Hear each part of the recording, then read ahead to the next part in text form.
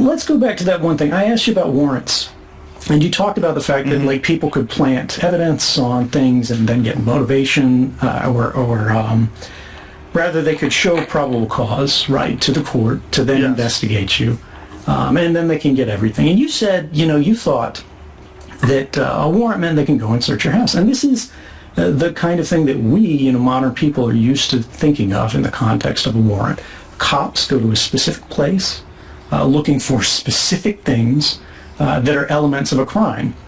Now, you've heard all these things where like cops find a way to like stop somebody and they like are like, oh, I smelled pot or whatever, and they try to toss their car or whatever. Or plain sight doctrines where they open the door and the guy sits down and talks to them and they go, oh, I see a bong or something. That's paraphernalia, you're going to jail. But until I think it was 1967, warrants in the United States could only be used to gather two things. They were called the fruits and instrumentalities of a crime, which meant even if the cops knew you did it, even if the cops knew you, rode the subway or worked for this company or whatever, they couldn't get all the company's records. They couldn't, if they existed, get all the emails that you ever wrote.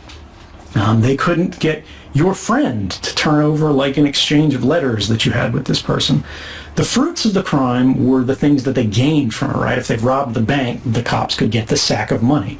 The instrumentalities were the tools that were used, right? Like if you used dynamite or a crowbar or a getaway car, they could seize all of those things. But the idea that the cops can get everything, the idea that the FBI can get all these records, all of these things, your whole history, is very much a new thing. And nobody talks about that today. We just presume it's normal. We presume it's okay. But between 1967 and today, think about how many more records there are about your life and how things, like how you live. Private things about you that have nothing to do with criminality and everything to do with the intimacy of who you are. And the fact that all of that now today is exposed, and not just to, let's say you love the U.S. government. Let's say you are like throwing cookouts for your local police department, but every other government in the world too. And we really need to ask ourselves, how much information do the authorities of the day need to do their job?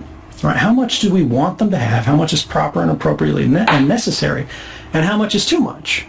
And if we decide the cops shouldn't have this, if we decide the spies shouldn't have this, well, why in the hell should Facebook or Google or somebody trying to sell you Nikes, why should they have this? Yeah, and what's the answer to that? They shouldn't. Yeah, I mean... Right? But nobody wants to go backwards. Once you have gained a certain amount of access, and you could justify that access, like we're stopping crimes, like the Patriot Act, and then later the Patriot Act 2, which was even more overreaching.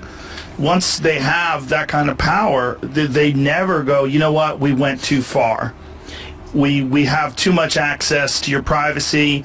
And even if you've committed a crime, we shouldn't have unrelated access, all these other activities that you're involved in. Yeah, and I mean, that's exactly the thing about the whole Save the Puppies Act, right? If it's got a name like that, you got to be like, no, there's something doesn't smell right here. There's something bad in this.